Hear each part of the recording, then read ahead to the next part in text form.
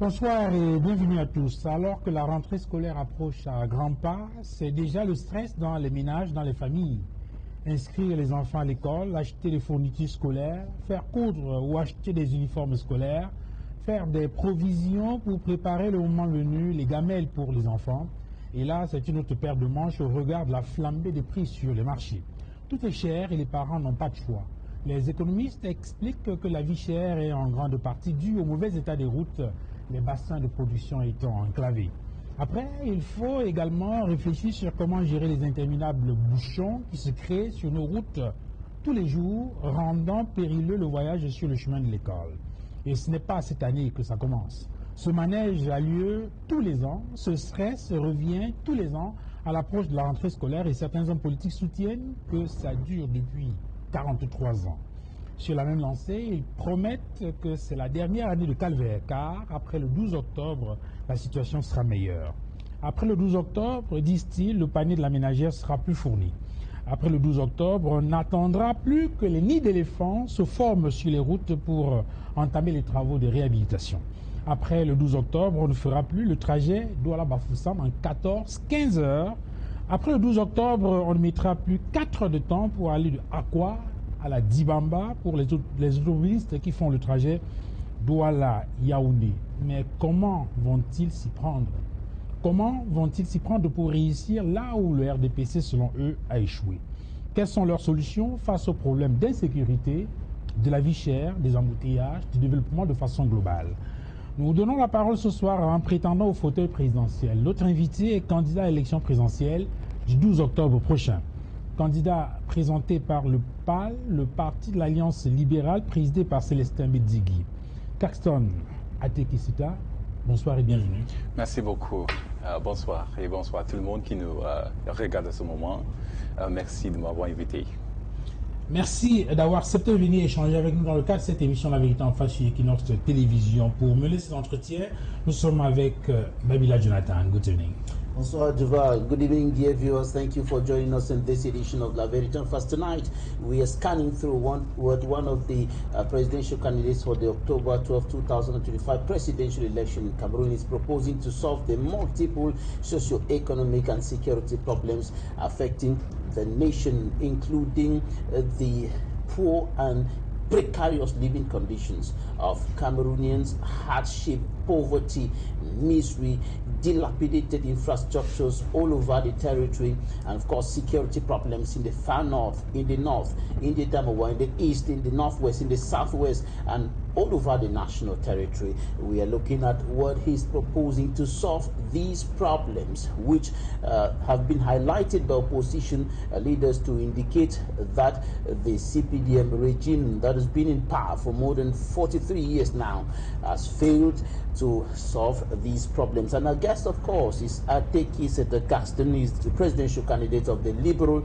Alliance Party, vice president of that party. He is the founder of the Network of Solidarity, the Network for Solidarity, Empowerment and Transformation. He served as the organization's executive director until recently when he resigned. Ateki Seta-Caxton, welcome to the program. Thank you so much, Babila. I'm so happy to be here on the scene with you and everyone else, Julien, Duval. Thank you so much for having me. Avec nous également pour mener cet entretien, Julien Bertissa, bonsoir. Bonsoir Duval, bonsoir Babila, bonsoir notre invité.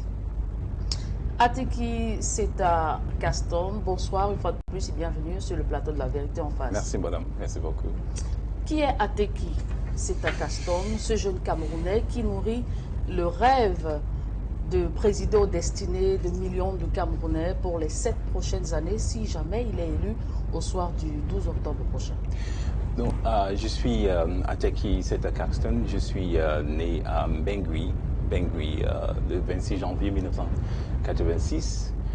J'ai grandi là-bas avec mon père, avec ma famille qui vit actuellement. Mon père était enseignant, en fait il est décédé en 2023. Je lui ai accompagné dans les écoles où il a enseigné parce que vraiment ils aimaient nous amener partout où il enseignait. Et donc je vais encourager tous les enseignants parce que mon père il a enseigné pendant 46 ans au Cameroun. Donc j'ai fait l'école primaire là-bas à Bangui et puis je suis passé à l'école secondaire, toujours à Bangui, à GBHS Bangui. Maintenant je suis passé à l'université de Buea. En fait, Buea, une ville dont je viens juste de rendre visite. Aujourd'hui, j'étais là-bas pour saluer mes amis, les concitoyennes qui sont de ce côté de pays. J'ai fait l'histoire à l'université de Buea.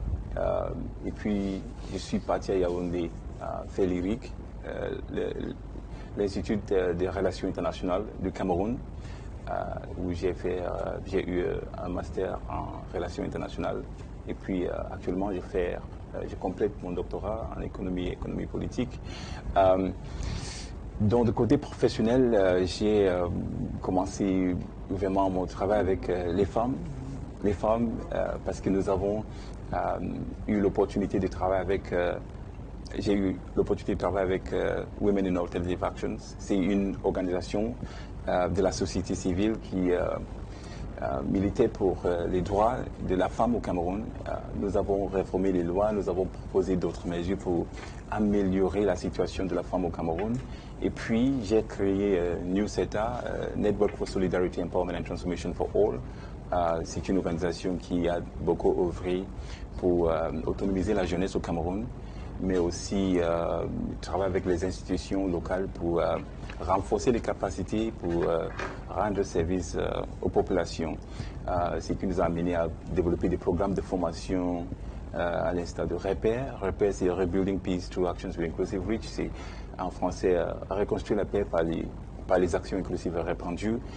En fait, cette formation a permis de former plus de 10 000 jeunes au Cameroun aujourd'hui, parce qu'ils ne viennent pas formation par édition. En fait, chaque édition a 40 jeunes et qui viennent 2 fois par an. Et en fait, dans l'intervalle, ils descendent sur le terrain dans les différentes régions pour organiser des formations des autres jeunes. Ce qui nous a permis aujourd'hui d'atteindre plus de 10 000 jeunes.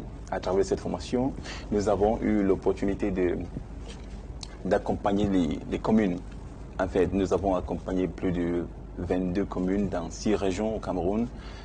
Ces communes ont été formées sur différents aspects de développement, parce que dans notre prise de contact avec les communes, nous avons constaté que les communes n'avaient pas de personnes ces personnes qui peuvent penser la politique du commune en ce qui concerne la coopération décentralisée.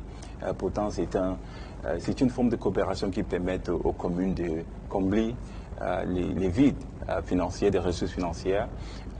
Nous avons organisé des séminaires de formation avec des communes dans 6 régions, 22 communes, y compris dans cette région du littoral, Douala 3e et Douala 4e, qui ont assisté à ces formations à 2 reprises. Donc ces formations sur la coopération décentralisée permettent aux communes de développer, de nouer des partenariats gagnant-gagnant avec d'autres communes qui existent dans le monde. Et nous constatons que dans d'autres sphères, il y a des communes qui ont des budgets dédiés à la coopération internationale. Donc, ce qui s'est passé par exemple avec la commune de Banganté. Banganté a eu à coopérer avec Saint-Étienne en France pour des projets de coopération décentralisée. Nous avons Bordeaux qui a des partenariats avec la ville de Douala. Actuellement, il y a 5 projets de coopération entre la ville de Douala et Bordeaux. Et ces différents types de coopération permettent aux communes de renforcer non seulement des partenariats gagnant-gagnant, mais aussi de combler certaines vides qui existent dans l'aspect ressources financières. Nous avons aussi formé les communes sur le marketing territorial, parce que nous pensons que les communes ont des atouts qui peuvent vendre au monde, qui peuvent vraiment permettre en sorte que certaines personnes développent l'intérêt de venir investir dans ces communes. Donc il faut faire le marketing de ces communes, le potentiel de ces communes pour attirer les potentiels investisseurs dans ces communes. Donc nous avons enseigné à ces communes les techniques de marketing territorial qui sont très importants. We understand that you're not just coming from nowhere. You actually have a huge background in terms of activities, political activities, so to speak. Now, the question, who is Ateki Seta Karstens, is coming up because of your ambition, your presidential ambition, because of what some will qualify as your daring ambition to become the president of the Republic of Cameroon. Not just any country, but the Republic of Cameroon, what some will call the continent, for different reasons that we know. Now, when did you begin nursing that ambition, that idea to become the president of the Republic? You know, we are in a context where voter apathy has dominated, especially among young people, for so many years. Despite the President of the Republic coming up in different speeches on the 10th of February of every year to say, young people, you have to be daring, but many have often stayed in that yoke of voter apathy. And now the yoke is kind of breaking up, and some young people like you are coming up. And that question now is coming, who is Ateki Seta Karstens, who is taking this bold step to challenge incumbent President Paul Biya? So thank you so much for that question. I know many people ask these questions because they've not seen me on the political field, and many ask me this question wherever I go, wherever you've been. I would say that I've always been very involved on political questions. The first time, for example, that the voting age question was debated in Cameroon's parliament, I think we brought it there as an organization after doing research on the field. I have actually, just before I resigned from my organization, I was proposing a law. In fact, there's a law right now, a law on access to information, which is very important for journalists like you, in such a way that when you go to a public institution and request for information, you should be able to have that information as a right, without any hesitation, so long as that information is not exempt or classified. Now, this law is ready. I've worked with members of parliament, more than 10 members of parliament in different sessions, to structure the law according to how Cameroonian laws are presented in parliament. So the law is just right now ready for enactment. And I think if I get elected as president of the Republic on the 12th of October, that will be one of the first laws I'm going to sign, because it's ready. The law is ready. And this is, so in terms of working on different, I've worked with municipal councils, including councils here in this region, to build capacities on different aspects of development. So decentralized cooperation is one of those I was explaining earlier a while ago.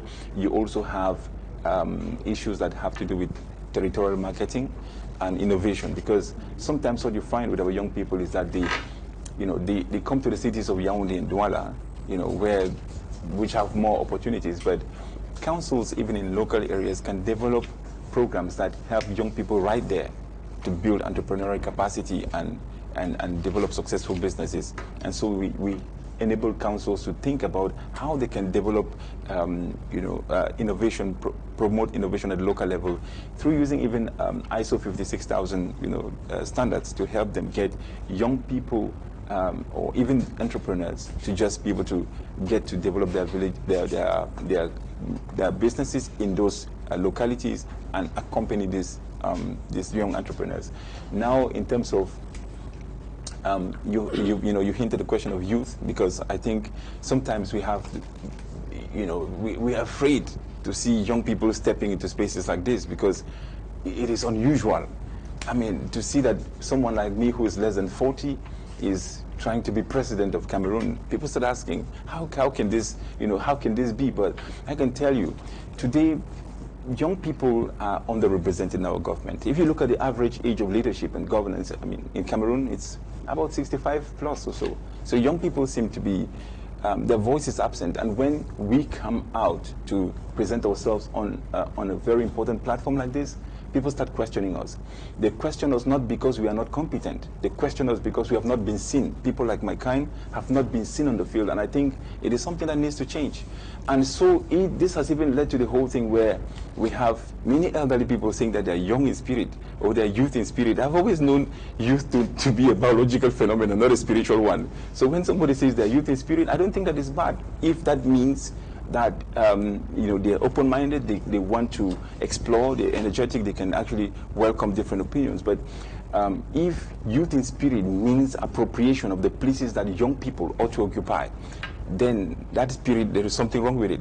So we need to be able to help, you know, create a Cameroon where we as young people can find a place to articulate our different skills and vision, while not, you know, neglecting the elderly. The elderly people bring on board their experience and the wisdom, right, that they've gained over the years. But young people bring on board energy, you know, and vision as well. So when these two, young people and old people, merge together, I think we can co-create a Cameroon that works for everybody. And so it's not just a Cameroon where young people are pushed aside, and that is what has, you know, led me to fight for young people's rights in this country by advocating that the voting age in Cameroon should be lowered to 18, because it is one of the highest voting ages in Africa right now. I've advocated even that the age for the Senate, for example, should be brought down from 40. Right now, I cannot run for the Senate. I'm running for president of Cameroon, but I cannot run for the Senate because I'm less than the age that is required. So it is paradoxical that, you know, one of the highest offices you know, just basically disqualifies everyone who is younger. It's like, this space is not for you young people, you know. But I think that if you bring down the age to run for Senate to about 35, it makes the space accessible for younger people who want to, you know, give the opportunity and help young people to dream. It doesn't mean that when you reduce the age to 35 or to even 30, young people then, you know, push the elderly aside. It's a place where you can, but I can tell you where I've seen as a lesson that I've you know, having worked with women as well. When you look at the electoral scene in Cameroon, where, well, the participation of women in governance in Cameroon, where women have been given the opportunity to struggle for themselves, they make better representation than where they have to wait for someone to nominate them or to appoint them. Look at, in Parliament, there were less than 10 women. Back in 1992, less than 10. Today, in Parliament, we have more than 60 women in Parliament, because you see that they've given that space and they struggle for themselves and they make progress over the years. But when it comes to appointing women, you know, there's been no woman governor ever since. There's been no woman prime minister. There's been no woman anything. I mean, if you really want to look at those important sectors, there's no woman there, because you have to wait for somebody to appoint you.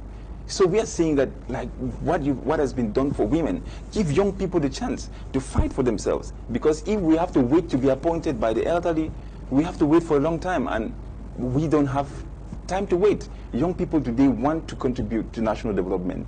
Young people today want to give their best to make sure that our country, you know, can grow and become great. And this is what I have done for a large part of my life, over a decade, in the civil society, building capacities for young people to repair through Avec Logov, through the Kyobolev, through civil society state dialogue, reforming laws, and so on. So I'm saying that young people today are capable to do this. I've actually represented Cameroon on international platforms, like, for example, platforms that require just the participation of presidents. I mean, like the France-Africa Summit of 2021 in Montpellier. This is a summit that normally is head of states that would participate there. But, I mean, for the first time that they were not invited, I was the one who spoke on behalf of Cameroon to, you know, to talk about the importance of changing refounding the policy, you know, France-Africa relations. Because, you know, at that point, we saw that there were many issues that needed to be addressed. And I'm happy that some of the recommendations that we had from there are beginning to take effect. Military bases are gone. I mean, there's a recent report that came to Cameroon recognizing that, you know, effectively there were different, you know, issues that were committed. Actually, these are things that we did. Yeah. You seem to be so confident in a context where confidence seems to have departed from many young people who no longer trust in themselves because of the prevailing system with a lot of allegations of irregularities as far as elections are concerned, positions of leadership and so on. And many just think that their voices do not count simply because of the idea of electoral malpractices and so on and so forth. But you seem to be so confident. What's giving you that confidence, I that believe, boldness? I believe that people power still matters, you know. And when you ask about 90% of Cameroonians what they feel about the future of this country, now they will tell you that they're not very optimistic. If you look at Afrobarometer surveys, recent Afrobarometer surveys, many Cameroonians are not optimistic about the future of the country. And you start asking yourself, if people are this frustrated about the way things are going in their own country, what is wrong with people power that you are frustrated about the system and you don't have the power to change it? I believe that today people should be able to build on this frustration and say enough is enough. We would be able to get something new and different. We will have to try something new and different. We cannot be stuck. It looks like we don't have agency in Cameroon.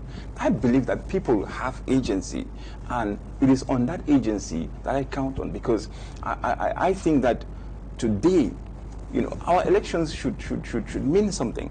You know, you cannot win the elections without winning the hearts of the people, and you think that you've won. We think that today people are frustrated, and you should have a listening ear. You should have a listening ear to them. And when teachers protest about the challenges that they're going through, they fall on deaf ears. When medical officers are protesting about conditions in the hospitals, they take their leaders and post in punitive transfers in far-flung corners of the country. It is not the right way to do things.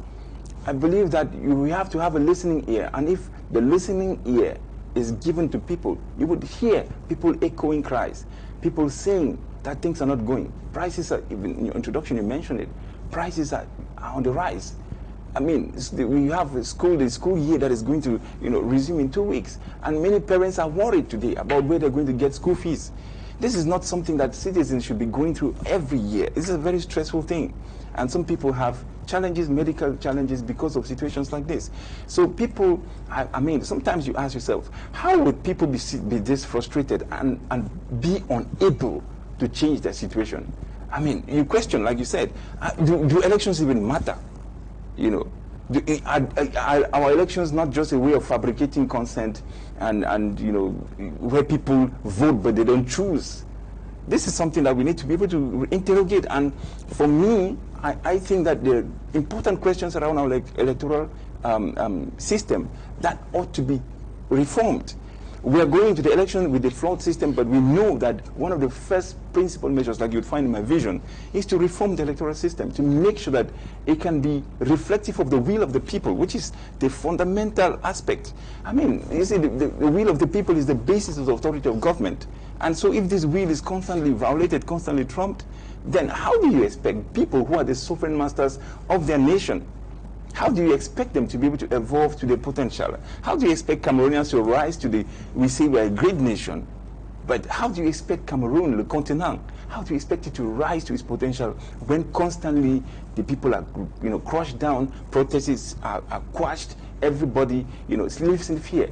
It's not the kind of thing that you want to see for a nation. You see, I mean, if you read the Bible, I'm a Christian, when the righteous govern, right? The city rejoices. But when the wicked rule, everyone goes into hiding. And I think today, for example, many people are just gone into hiding their potentials, underrepresented in many spheres. And I think today, even our brothers and sisters in the diaspora are fed up with coming home, because sometimes when they come home, even to invest, their money is reduced to nothing, because they have to be able to get, to pay commissions and to do stuff like that, which is things that are not acceptable. We're going to combat those. I think you said that, Caxton, before we go forward. Duval, who is standing behind you? Who is standing under your feet, sustaining your feet? As you're talking now, some of the people, especially young people, especially those who are trapped in this yoke of pessimism, will be saying he is talking like that because he has some godfathers, in quotes. He has some people standing in some high positions supporting him left and right, and so on. That's why he can talk with that boldness and that courage, that confidence. Who is standing behind Ateki Seta Caxton? Who is sustaining his feet? Is there anyone? Or you're standing on your own? You're standing with God? I wouldn't say I'm standing on my own. I want to just ask Cameroonians to stand with me, because there is no other foundation that you can stand on that can be stronger like when Cameroonian people stand with you. And I want them to stand with me because I don't have, like you're saying, the godfathers and so on. I don't have godfathers. I don't have them.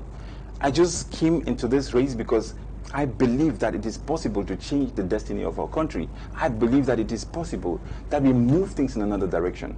Because it's been, you could see the 8 years of conflict. I don't know wise people in this country to solve this problem. 8 years of the Anglophone. I'm just from the regions. I was in Bamenda yesterday, I was in Boya today. Terrible situation. Alors, Castan Ateki, nous allons poursuivre l'entretien en évoquant quelques pans de votre vision, parce que vous êtes candidat à l'élection présidentielle, et lorsque les téléspectateurs vous regardent à la télé ce soir, la première question qu'ils posent, c'est celle de savoir quelles sont les solutions que vous leur proposez face aux difficultés qui sont les leurs au quotidien. Et ces questions sont nombreuses, mais nous allons faire simple en évoquant un pan économique de votre vision, un pan politique et un pan social. Et l'actualité nous offre des prétextes. Vous avez, par exemple, la question de l'insécurité. Vous avez appris qu'il y a des passagers d'un bus qui ont été enlevés à Zigagé, dans l'extrême nord. Ça continue de faire des vagues. Ça pose la question de l'insécurité. On voudrait savoir, par exemple, quelles sont les solutions que vous apportez à la question de l'insécurité. C'est un volet social. Vous avez évoqué tout à l'heure le cas de votre père qui a été enseignant. Ce serait intéressant de savoir qu'est-ce que vous pensez de la situation des enseignants dans notre pays aujourd'hui. Quelles sont les solutions que vous proposez pour faire définitivement, mettre un terme définitif à la grève des enseignants et, par exemple, régler cette affaire.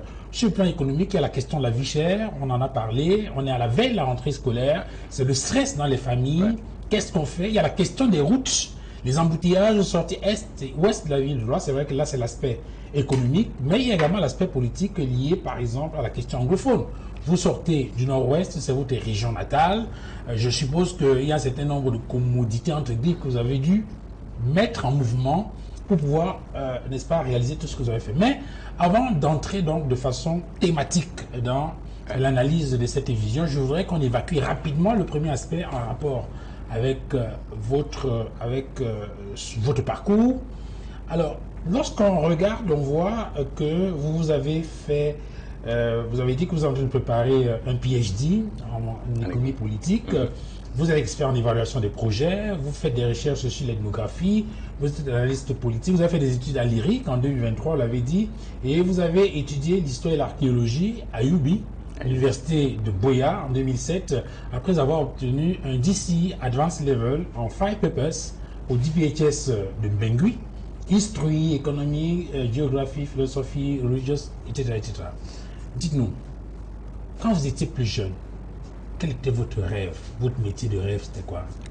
En fait, quand j'étais en Bengui, par exemple, à JPHS Bengui, j'étais, c'est qu'on appelle School Prefect. J'ai battu campagne à ce niveau et puis j'ai vécu mon opposant. Le président de la coopérative scolaire, c'est comme ça que ça le président de la coopérative scolaire, oui. J'étais pas président, mais un des leaders dans cette collège de leadership qui a été instauré. Donc, mon père m'a encouragé d'étudier et peut-être voilà pourquoi j'ai fait l'IRIC, parce qu'il voulait que je sois ambassadeur, un diplomate. Il m'a toujours donné les livres sur la diplomatie et puis j'ai lu, il y avait un livre qui a été écrit par un Camerounais, Onwards After Advanced Level, Onwards After A-Levels. Et puis j'ai regardé tous les différents domaines, tous les différents sujets qui m'intéressent. Il me disait toujours, il faut aller faire des études sur les relations internationales et devenir diplomate. Donc, aujourd'hui... À quel moment naît votre rêve de devenir président de la République du Cameroun? C'est parce que j'ai travaillé sur certaines questions dans la société civile. Et puis, dans la société civile au Cameroun, d'ailleurs, je vais dire, c'est un secteur, c'est une pépinière qui prépare les personnes qui sont dans ce secteur pour le leadership. Aujourd'hui, je pense que c'est un secteur qui peut vraiment être encouragé. L'État doit mettre beaucoup de moyens pour promouvoir ce secteur. au lieu de mettre les barricades, parce qu'aujourd'hui, je pense que la situation de la société civile au Cameroun est vraiment mauvaise. Mais je pense qu'après avoir travaillé sur cette question, sur plusieurs questions dans ce domaine, ces questions m'ont exposé. Mais c'était quoi le déclic? C'était à quel moment? Il y a 1 an, 2 ans, 5 ans, 10 ans? En fait, je pense qu'il y a... Il n'y a pas un moment spécifique où tu décides, mais quand tu travailles sur des questions et de plus en plus vous vous exposez à ces différents problèmes des quotidiens camerounais, je pense qu'il y a cette envie de faire quelque chose, pour résoudre ces problèmes. Nous avons essayé dans la société civile, mais nous pensons que nos actions ont été toujours à la marge de là où la prise de décision qui peut vraiment endiguer ces situations, mitiguer les problèmes dont les Camerounais font face chaque jour. Je pense que faire cette transition dans la scène politique me permet de mieux exprimer cette vision dont sur laquelle j'ai toujours travaillé dans la société civile, de faire participer la jeunesse au Cameroun. Aujourd'hui, je ne vois pas pourquoi des jeunes de 18 ans qui sont inscrits dans l'armée camerounaise et qui combattent pour défendre notre pays ne peuvent pas voter dans ce pays. Je pense que c'est pas du tout acceptable. Je pense aujourd'hui que les journalistes comme vous doivent avoir accès à l'information. C'est quelque chose qui n'existe pas. Il n'y a pas une loi, un cadre juridique qui permette en sorte que les informations soient fournies à vous de manière proactive et obligatoire. Ça n'existe pas. Et j'ai dû travailler sur ces questions. Il y a plusieurs questions, d'autres questions sur le dialogue entre l'État et la société civile, par exemple, qui fait en sorte que parfois tu vois cette posture de suspicion, de répression, qui est cette posture du gouvernement. Je pense qu'aujourd'hui, la société civile fait d'énormes contributions à notre société camerounaise. Non, on ne parle même pas de la formation, on ne parle pas des politiques qui sont proposées, on ne parle pas de différentes initiatives du côté humanitaire qui sont faites par la société civile. Mais quand on me pose la question parfois, d'où viens-tu? Je me dis, mais c'est parce que la société civile est négligée parfois. Négligée, les contributions sont négligées et puis on regarde seulement ceux qui sont dans la politique comme des personnes importantes. Pourtant, j'ai travaillé sur ces questions politiques dans la société civile, ce qui m'ont donné cette envie de donner plus. Parce qu'aujourd'hui, je pense que si j'ai l'opportunité, parce que j'ai écrit 180 lettres personnalisées. 180 lettres personnalisées aux députés par rapport aux questions de diminuer l'âge de voter au Cameroun devant 18 ans. J'ai pas eu de réponse. Il y a des personnes qui me contactent, des députés qui me disent votre initiative est bonne, mais vraiment c'est quelque chose qu'il faut encourager. C'est un sujet. J'ai même écrit au président. 2 fois. Président de la République 2 fois sur cette question, je n'ai pas eu de réponse. Moi, je pense que d'un côté, il y a cette frustration aussi, que vous travaillez sur des questions, mais quand vous venez dans ce secteur politique pour engager des acteurs qui s'y trouvent, il n'y a pas de suite. Alors, moi, je pense que ce n'est pas du tout acceptable. Alors, je vous propose justement de rentrer dans l'analyse de votre programme, et c'est contenu dans un document que vous appelez une nouvelle génération pour une nouvelle nation. C'est un peu comme votre projet. Et je voudrais qu'on examine ensemble le volet social de cette vision. Julien Berthe-Vissa, il y a plusieurs prétextes. Nous avons par exemple la question de l'insécurité, vous avez la question de l'éducation. Il y a différents éléments par lesquels on peut attaquer ce programme, notamment sur le plan social. Je pense qu'on va commencer avec l'insécurité, parce que l'actualité oblige, avec l'enlèvement de plusieurs passagers dans un bus interurbain dans la localité de Zigagé. L'insécurité de plus en plus grandit, elle est croissante dans cette localité ou dans le Grand Nord. Qu'est-ce que le PAL propose comme solution? Je pense qu'il faut toujours regarder le problème par des causes. Qu'est-ce qui est la cause de cette insécurité? Je pense qu'il y a d'un côté l'incivisme. De l'autre côté, il y a aussi, nous avons des forces de sécurité qui sont, en fait, qui ont comme pour responsabilité majeure notre protection. Mais pour faire en sorte que ces personnes, ces différents fonctionnaires font leur travail de manière efficace, il faut les équiper. Parce que parfois, il y a cette déficience en matériel logistique, en ressources humaines, et ce qui permet en sorte que d'autres personnes, ces acteurs incivils peuvent venir intervenir dans des localités sans que nous avons la capacité de les maîtriser.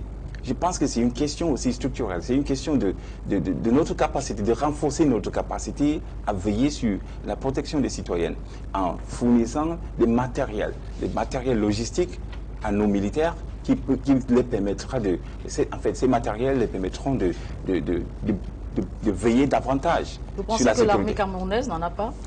Je pense que les réalités sont là. Les réalités sont là. S'il y avait des équipements qui nous permettent d'avoir une surveillance permanente dans ces zones d'insécurité, en fait, les situations comme ça ne pourraient pas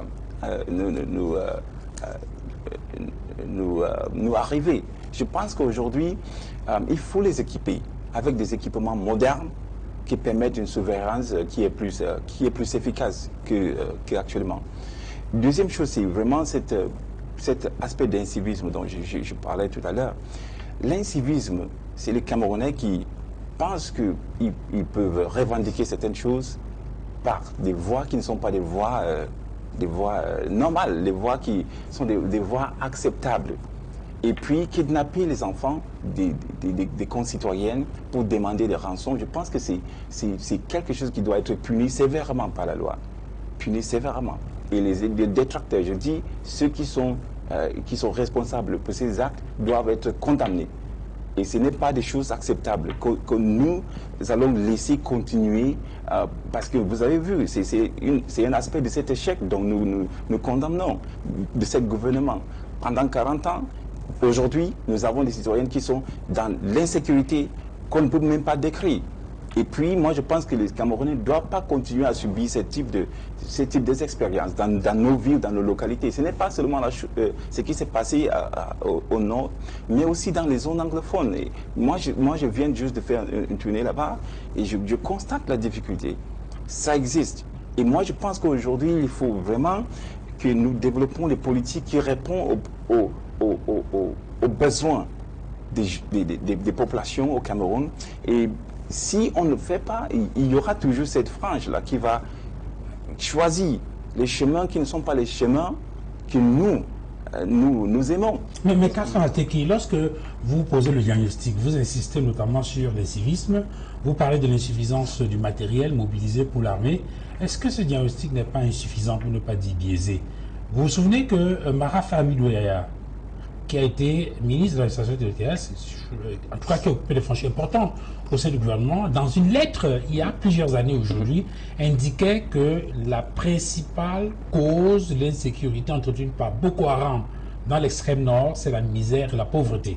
Et lorsque vous interrogez certains analystes économiques aujourd'hui, ils disent que c'est cette misère et cette pauvreté ambiante dans l'extrême nord qui a fait le lit de l'insécurité de Boko Haram.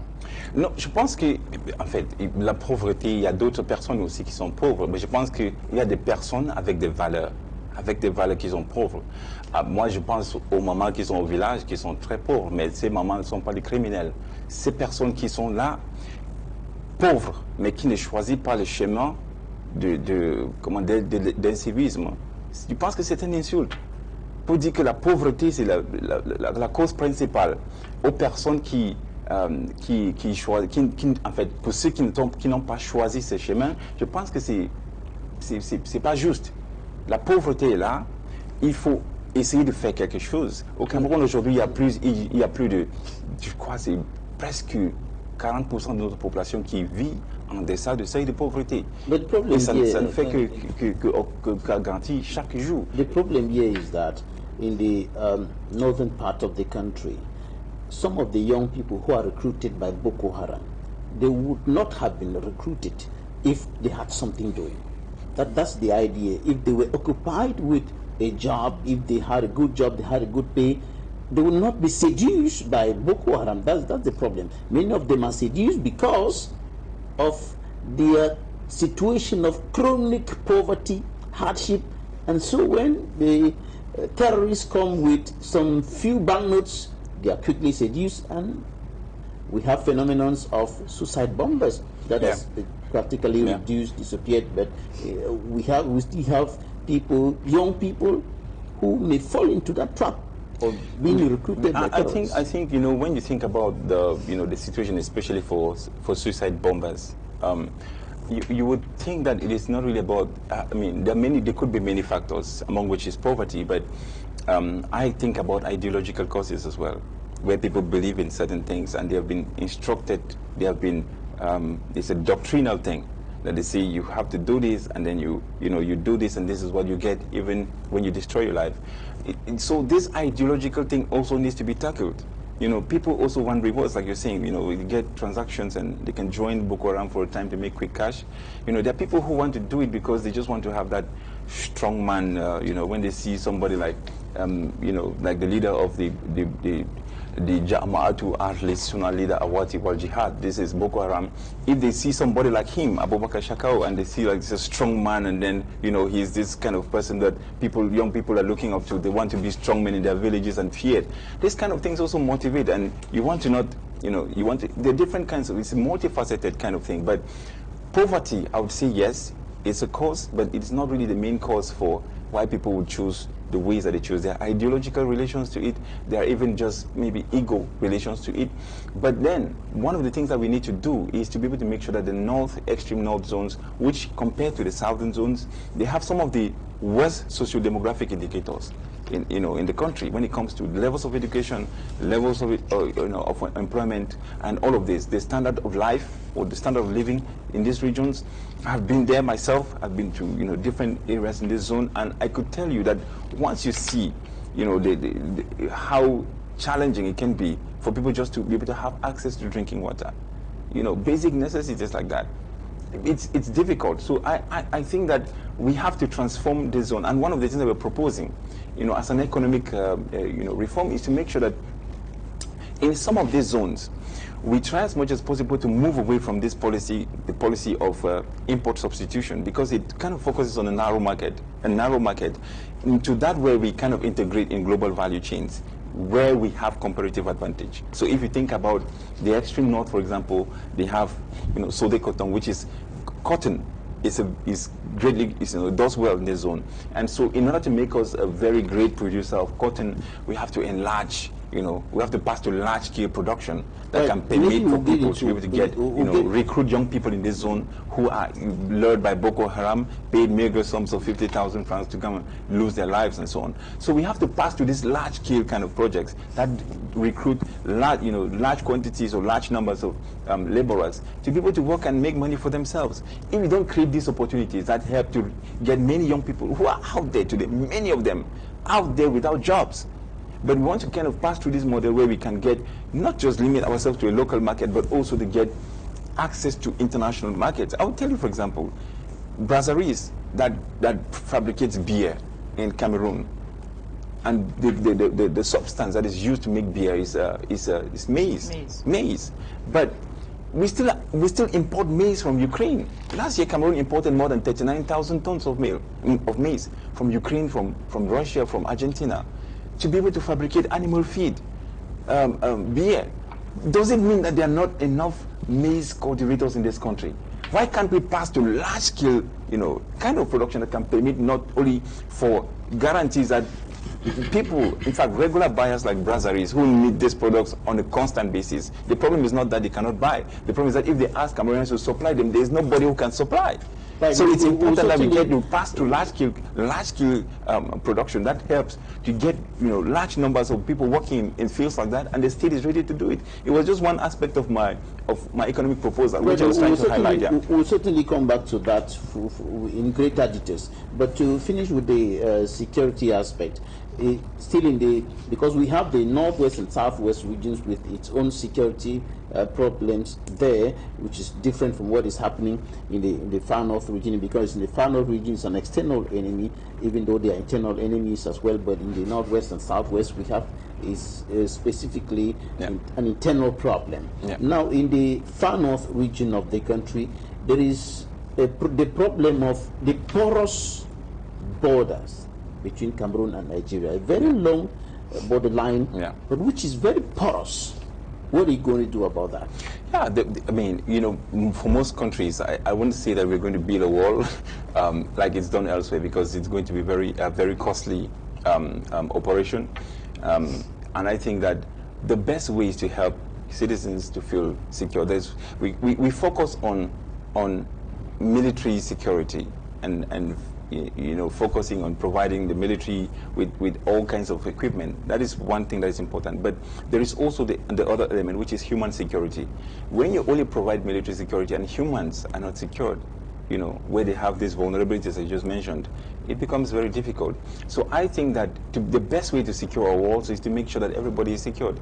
Like economically, you can actually get to make sure that people can trade, you know, legitimately, and not the black markets. One of the things that you're talking about, the porous borders, is that, number one, there's a very heavy black market, you know, that goes on across these borders. Black markets where products like drugs come in, you know, that is what causes insecurity. Drugs, firearms, you know, small arms and light weapons that go across. You will find that, for example, the spillover of the war in Libya, for example, is that war, you know, these weapons then come down south to Niger and then, you know, infiltrate in our different, in Sudan, same thing, Central Africa, same thing. So these porous borders allow for the infiltration of, you know, proliferation of small arms and light weapons, the proliferation of drugs, you know. And if you want to read you know, the United Nations report on the proliferation of small arms and light weapons, and in our country, it's incredible.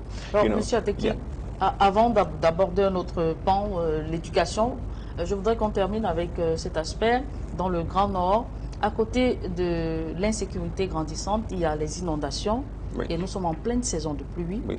Est-ce que le PAL a un projet ou une stratégie pour ces populations? Est-ce que vous allez les laisser vivre dans ces inondations en cette saison de pluie? Je pense que ça a trait à notre politique d'habitation. Parce que si un gouvernement laisse les populations habiter des zones qui sont des zones à risque, c'est irresponsable.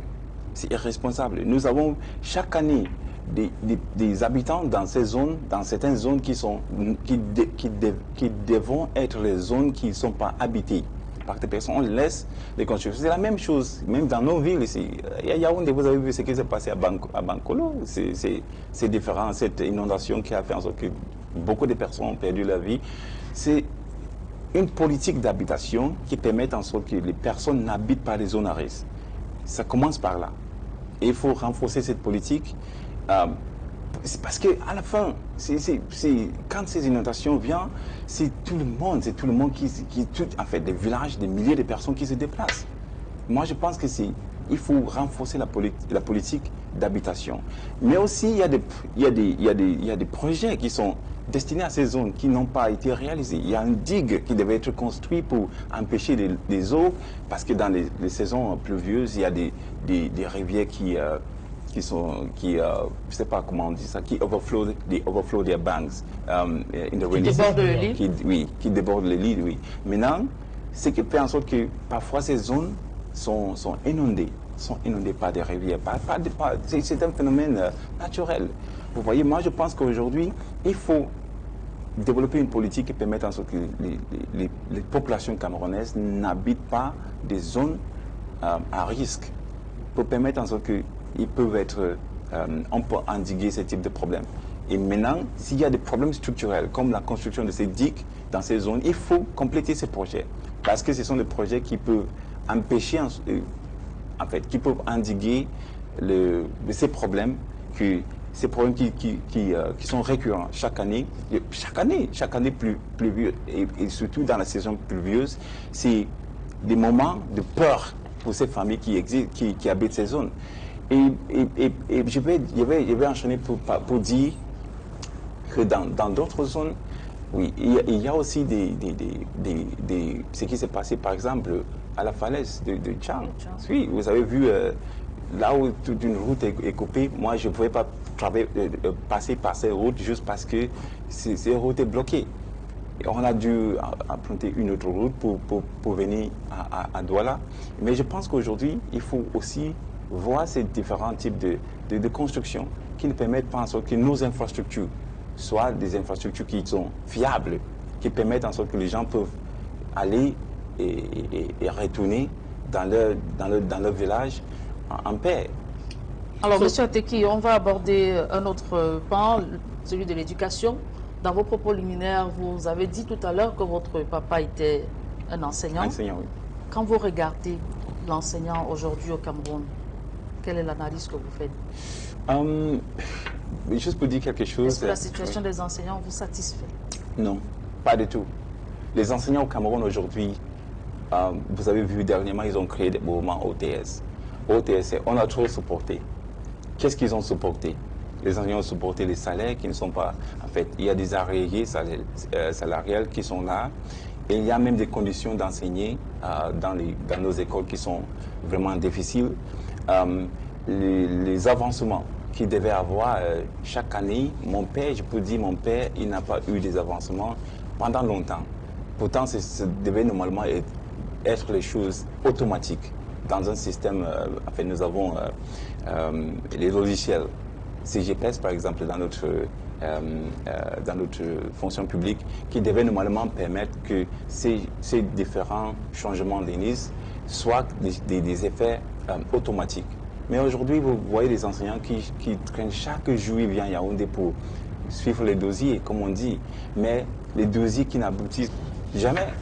Mon père il a traversé et moi j'ai vu avec mes yeux parce que j'étais aussi parmi ces personnes, même si j'étais dans la société civile, je lui ai aidé à suivre les documents chaque jour. Il est décédé même sans avoir accès à tout ce que l'État lui a dû. Donc je pense que c'est quelque chose qu'il faut aujourd'hui corriger. Les enseignants ont trop supporté, mais quand ils font des réclamations, on les réprime. Je ne pense pas que c'est comme ça qu'il faut résoudre les problèmes des enseignants. Que propose le PAL? Le PAL propose non seulement l'amélioration des conditions des enseignants par faisant en sorte que les salaires passent à 70% du niveau qui était ces salaires en 1990. Parce qu'en 1994, il y a le ministre des Finances, Antoine Simi, qui a baissé les salaires. Je pense qu'aujourd'hui, les enseignants ont vu leurs salaires coupés en deux et ça devient de plus en plus difficile parce que même l'inflation ne rend pas la situation plus facile pour eux. Parce que ce qu'ils touchent à la fin de mois ne suffit plus à subvenir à leurs besoins. Exactement. Donc, je pense qu'aujourd'hui, les enseignants méritent mieux. Nous avons proposé dans notre programme pour éliminer ces enseignants des parents. Parce que ces enseignants sont des enseignants qui vivent des situations très difficiles. Les enseignants de parents qui existent dans les écoles, qui viennent combler ces brèches, ces vides qui existent parce qu'il y a cette insuffisance des enseignants. Aujourd'hui, nous avons, je crois, c'est un enseignant par 500, plus de 1000 étudiants au Cameroun. Et je pense que c'est quelque chose qu'il faut... il faut rendre le travail d'enseignant au Cameroun un peu plus facile. Non seulement par augmentant le salaire, éliminant les vacataires et les personnes qui sont les enseignants de parents, parce que ces personnes sont moins rémunérées. Aujourd'hui, nous avons des enseignants qui ne touchent pas, même le SMIC. Le SMIC au Cameroun, je crois aujourd'hui, c'est plus de 60 000, mais ça a changé parce que tout dernièrement, c'était à 42 000. 42 000. Oui, 42 000. Maintenant, comment pouvez-vous espérer que quelqu'un qui touche 60 000 aujourd'hui peut vivre à Yaoundé ou à Douala, par exemple, où tu dois payer le transport pour aller à l'école, enseigner chaque jour, il faut nourrir les enfants qui sont à la maison, il faut faire des soins de santé. Comment vous pensez que ce salaire est suffisant pour combler à tous ces besoins? Je propose de marquer une pause dans cette émission La Vérité en face chez Equinox Télévision, et dans la deuxième partie, nous allons revenir avec vous pour découvrir d'autres pans de votre vision. Nous avons commencé par l'aspect social, nous pourrons continuer avec la dimension économique et pourquoi pas, parce que vous proposez sur le plan politique, on a vu dans votre vision, vous parlez par exemple de la question de la réforme de l'État, vous parlez de la réforme de l'État, vous proposez le fédéralisme entre autres, vous nous direz comment est-ce que cela va être mis en place dans le cadre si jamais, au soir du 12 octobre, vous êtes élu président de la République. Nous marquons une pause dans cette émission La Vérité en face, où nous recevons ce soir le candidat du Parti de l'Alliance libérale à l'élection présidentielle du 12 octobre prochain.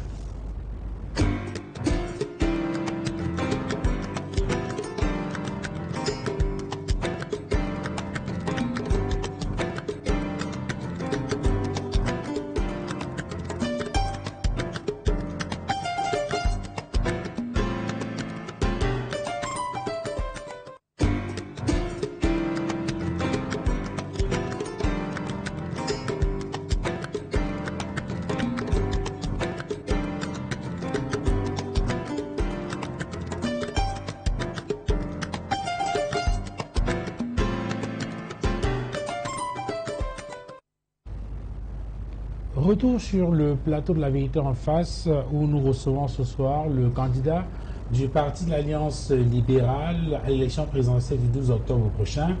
Caxton Ateki est notre invité. Il a été investi par le PAL, le parti de Célestin Bédzigui, et c'est donc lui qui portera l'étendard de cette formation politique à la compétition du 12 octobre prochain. Je voudrais, avant qu'on ne passe à l'aspect économique, Caxton Ateki, évacuer rapidement une autre question en rapport avec le volet social, notamment la question de l'insécurité, c'est la question de la crise anglophone. Vous avez des candidats qui ont proposé qu'en 100 jours, ils seront en mesure de mettre un terme à cette crise anglophone. Et c'est dire peut-être que, de leur point de vue, la solution, où il manque la volonté politique. Vous êtes originaire de la région du Nord-Ouest. C'est une région qui est le théâtre de violence d'une guerre depuis 2017, avec aujourd'hui des milliers de personnes décédées, des centaines de milliers de déplacés, avec une situation socio-économique complètement désespérée. Et vous y étiez il y a, je crois, hier ou avant-hier. Alors, vous qui êtes natif de Bangui, du Nord-Ouest, lorsque vous regardez cette crise anglophone-là, et en plus de cela, vous avez une idée sur les origines de cette crise, puisque on voit bien que vous avez étudié l'histoire au DBHS de Bangui. À l'université de Boya. De l'université de Boya. Alors, dites-nous, quelle est la solution pour mettre un terme à cette crise anglophone? Moi, il y a d'autres candidats qui ont proposé 100 jours, mais moi, j'ai détaillé ces 100 jours pour dire ce que je vais faire dans les premiers 30 jours, les prochaines 30 jours, les prochaines 30 jours et les prochaines 10 jours. Pour les premiers 30 jours de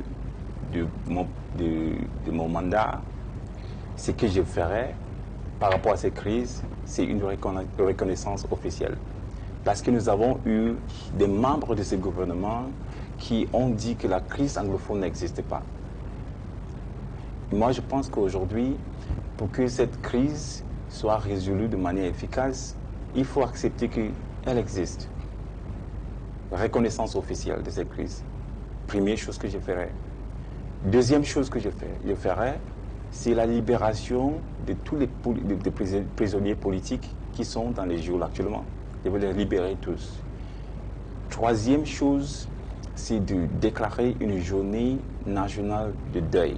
Parce que nous avons des civils qui sont décédés dans cette crise.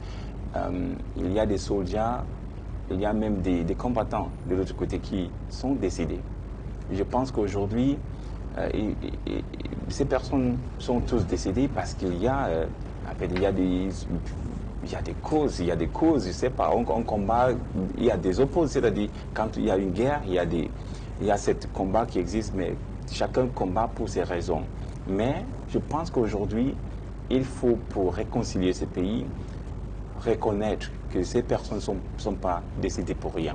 Donc, il faut avoir une mémoire d'eux et puis passer à la solution plus importante, qui est ce que je vais proposer pour les entre les 30 et 60 jours de ma présidence.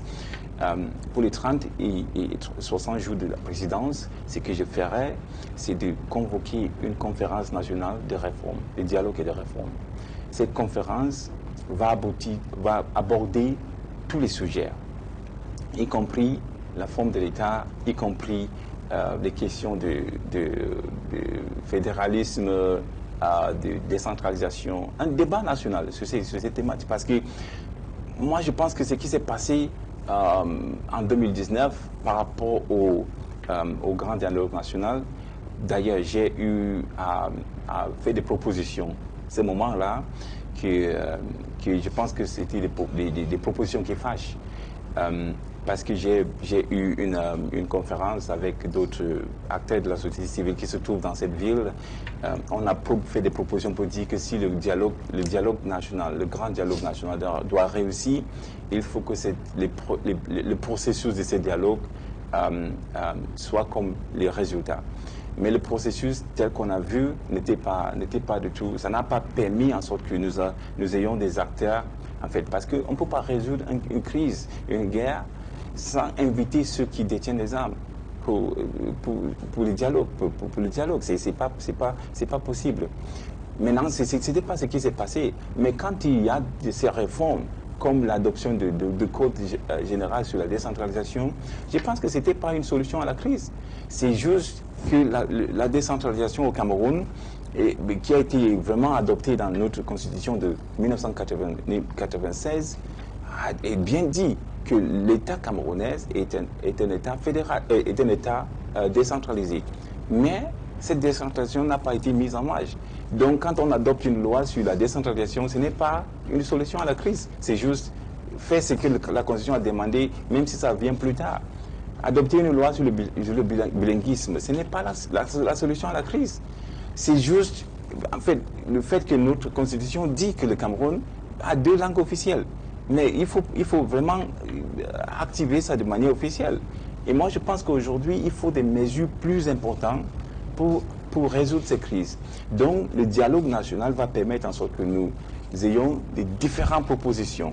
Et s'il y a ces propositions touchent non seulement sur des questions, parce que nous avons, même si moi, je m'engage à mettre en place ce qui ressort de ces dialogues, il y a quand même des propositions que nous avons en tête pour dire, par exemple, que le Cameroun doit passer à un État fédéral et que les gouverneurs seront désormais élus dans nos 10 régions, que s'il y a les dates, par exemple, s'il y a les dates aujourd'hui qui ne sont pas les dates qui cadrent avec notre réalité historique, il faut qu'on change ces dates. Parce que vraiment, je pense aujourd'hui que les problèmes des anglophones au Cameroun sont des problèmes historiques. Parce que les propos de Fumban n'ont pas été tenus. Et puis, on n'a pas honoré ce qu'on a dit à Fumban. Et puis, aujourd'hui, il y a ces frustrations qui sont liées à certaines personnes ont dit trahison. Mais je pense qu'aujourd'hui, il y a cette frustration qui existe, qu'il faut revenir sur notre histoire pour revisiter ces différents éléments, ces propositions. Moi, je dis aujourd'hui, le 20 mai, c'est une date qui aujourd'hui, beaucoup de personnes remettent en cause, remettent en question, parce que c'est une violation. Cette activité, référendum de 1972 est venu en violation de la Constitution, fédérale. Il y a surtout des articles sur cette Constitution qui disaient que c'est formellement interdit de changer la forme de l'État. Mais si les personnes aujourd'hui... Vous faites allusion à la Constitution de 1961.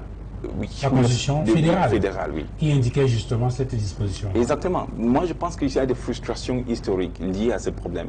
Donc, pour les corriger, il faut revisiter notre histoire pour dire, aujourd'hui, si les personnes sont frustrées avec notre constitution, avec notre réalité, il faut changer. Moi, je dis souvent, notre constitution n'a pas été donnée, nous n'a pas été donnée sur le mont Sinaï.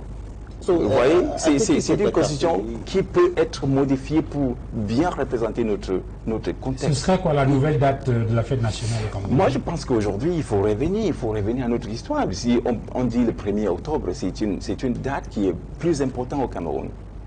Parce que cette date, je pense, représente le jour où le Cameroun occidental et le Cameroun oriental se sont mis ensemble de manière officielle. Cette date doit être honorée. Cette date doit être, parce que c'est historique, c'est une réalité.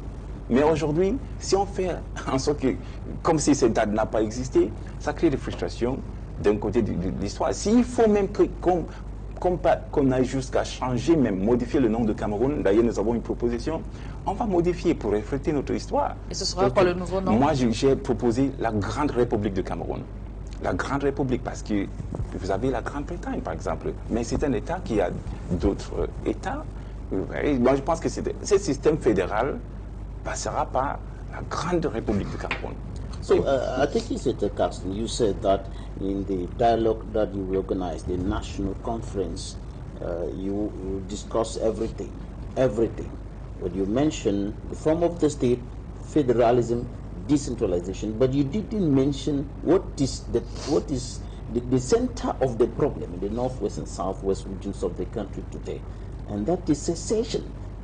Are you going to behave like the current regime that refused to discuss anything about that, whereas that is the problem? I mean, I am from these regions, and I was able to bring a message of hope to them. And the message of hope that I brought is that in the first 100 days of my presidency, I'm going to resolve this problem in a very methodical way. The first thing is to officially recognize that there is an Anglophone problem in this country. You see that there are some people in the government who have refused constantly that there's no problem in the Anglophone zone. And they've constantly lied to us that things have returned to normal. But what I've seen... Some of those people, including the former Minister of Communication, former Minister of Employment and Vocational Training, Issa Chiroma Bakari, some of those people, including the Minister of Territorial Administration, Atanga Jipol, have somehow repented in quotes, or they have come back to their words, and they now accept that there is a problem. That is why the major national dialogue was organized, because the government, the current government, acknowledged that there is a problem. Now, but the question is, let me say something. Are you going to discuss everything? Let me put the question. Right. Let me put the question. Are you going to discuss everything, including the problem? Because the problem is secession. The problem is that some are saying, we don't want to belong to this nation anymore. We want independence, outright independence for former British Southern Cameroons. Are you ready to discuss that with those who are holding that position? You know, there is one thing that I would like to be very clear about, is that I'm not a president who is coming to separate Cameroon. I'm not a president who is coming to put Cameroon asunder. I'm here to see that how we can heal this country, how we can bring back peace and help people live their lives. This is the most important thing. But I think that people are frustrated when they have a problem and you refuse that problem doesn't exist. People take the extreme measure, the extreme position. I believe that our brothers and sisters who have taken this was not the original claim. The original claim was that the teachers and lawyers had issues, and those issues were not being heard. And then they said, okay, if you don't want to listen to us, the best thing is just let us go. And so you see that you can understand where they're coming from. But I believe that today, if we recognize, because recognizing and repenting from a position you held just a few years back, it's a political, I think it's a political move. But recognizing that the problem exists is making sure that you can take political and administrative measures to resolve it. Today, those frustrations are still there. Even when you claim that these people have recognized and repented, those problems still exist and are beckoning for a solution on a daily basis. I'm saying recognizing that that problem exists and taking responsibility to resolve it is one of those things that we're going to do. First thing, recognizing politically, because you cannot say that the problem exists and you're afraid to debate it in Parliament, you're afraid to debate it in the Senate, and you say that there's a code on decentralization. It was not a solution to the Anglophone problem. It was just a way of saying that our Constitution of 1996 said the Cameroon is a decentralized state, and there was no law on decentralization, and we had to be able to make sure that we can have a law on it. It's not a solution to that crisis. Special status and the House of Chiefs was always there. It's not something new to us. We had that in the federal state. So I think that today there is a need for healing in this country. There is a need for forgiveness, because people have done things that are against even our culture. There's no culture in Cameroon that allows for the beheading of people. There's no culture in Cameroon that allows for the killing of your own people. There's no culture like that. It's a way we have gone away from our cultural values, and today we are where we are. People are living in pain and misery because of frustrations with government policy. I say that the Constitution of Cameroon was not given to us on Mount Sinai, which means that we can reform it. The Constitution was made for us. We were not made for the Constitution. And so we can be able to change it to make sure that it is adaptable to our own context and our own reality. That's what I'm saying. And so if it means that we are going to change certain dates in this country to make sure that people can feel that justice has returned, we are going to change those dates. If it means that we're going to change the name of the country, I'm committing to this, we're going to change it. If after the dialogue, we're going to, you say that we should pass to a federal state, we're going to do it. That is our commitment. And I believe that if people are saying that, the state should not put a deaf ear to it. The state should be able to accept that. People are saying something, and you should be able to listen to your people. Because the whole attribute of not listening to people creates frustrations that, at the end of the day, you may not be able to contain. Look at this, is 8 years on. So are you going to listen to people like Sisiko, Ayuk Tabe, Penterence, and all the others, Manchu, Birizi, who are in detention? You said you're going to set them free. I've been able to visit these people in jail. You said you're going to visit them in jail, and I can tell you, I've visited these people in jail. Right. And listened to I've listened to them. Visiting them in jail with and them. having a conversation with them, bringing them to a table to discuss. There are two different things. So you said you're going to set them free. After setting them free, are you going to, if you're elected president, because this is one of the issues that several people, right, defenders, analysts have been talking about, that this is the way out. You must have listened to a lot of people saying, for this problem to be solved, you need to bring these people who are standing at the extreme end asking for outright independence of former British Southern Cameroon to a dialogue table, if possible, on a neutral ground. You must have heard that. Are you ready to do that, to bring Sisiko, Ayuk Tabe, Penterence, and the others on a neutral ground to say, okay, let me listen to you, and then have a conversation in a view to find, maybe to arrive at a negotiated settlement, something like that? The question I'm asking today, why is Cameroon not the most adaptable place to have this kind of conversation? It should be a conversation between brothers and sisters. We can do those conversations here, and I want us to stop the whole idea that we must bring somebody from outside to come and intermediate between us to be able to resolve our problems. And if you look at, I have a kind of different philosophy. I call it acoloniality, which is the idea that we have become the new references of our development. And if we are the new references of our development, we stop relying on colonial ideologies and structures to help us come out of problems that are exactly ours.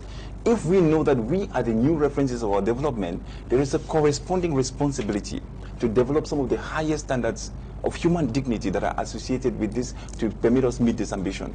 And so today, we can sit down and look at ourselves eye to eye as Cameroonians and say, my brother, I heard you, and I'm sorry about that. We don't need somebody from outside to come and tell us how to do it. We don't need it. We can sit down as brothers and sisters in a dialogue in Cameroon, so long as we can say that it is going to be honest and people are coming with goodwill, that we can come out of this situation that is already too complicated. We look ourselves, instead of, you see, today, for example, we have not been able to do those things, and they kill our children in Gabu, we say that it is not in Cameroon. They kill women in the extreme north, we say that it is in Mali. How do you imagine that we are falling so low that even ourselves, we are not honest to our own selves? It is important that we look at ourselves in the eye and say, today it is enough. Let us come back to the table as brothers and sisters, talk to one another, find a solution to this crisis. We don't need somebody to come and talk to us.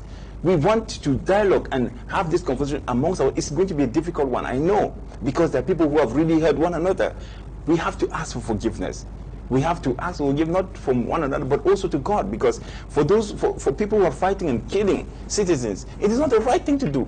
It is just not right. What are you going to do? What are you going to do to ensure or to assure people like a Komesako or the others who are in the diaspora that if they come here for dialogue, they're not going to be arrested and detained like the others? I see. I'm here because you need all those people certainly to come to your table of those are past experiences. Maybe some people may have been arrested in the past, and that kind of sets a precedent for history, for their future actions and orientations. But I'm saying that I'm here to construct the Cameroon of the future, the Cameroon where people can come back home and talk to their brothers and sisters without any fear. Because this is what we need.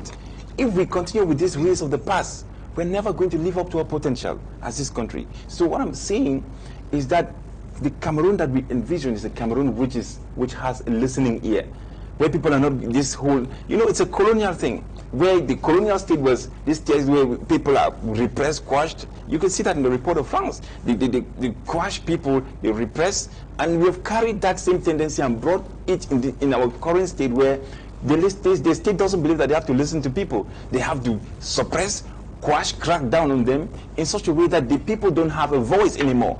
In the northwest and southwest, the voices have been silenced for too long. In the Marwa, in Garwa, the voices people are creaking under the strain of Boko Haram for too long and shrieking. And I think today there's a need for us to come back to the table and look at ourselves honestly. Are there wise people in this country anymore? Are there wise people that can say, elderly people who are wise and say, let us find a way out of this thing?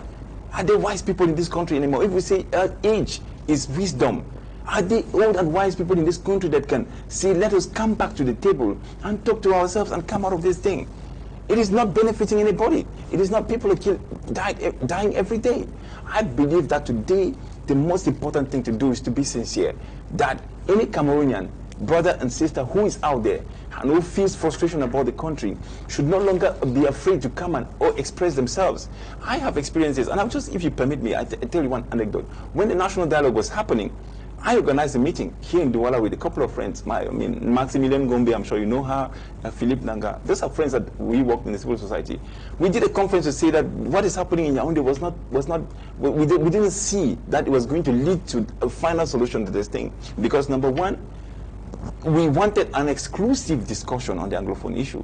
We wanted an exclusive discussion, find a solution to that problem. Even if the other regions have issues, you would also then discuss those issues separately. That's what we wanted. Number two, if you're organizing a dialogue, you should bring everybody on board.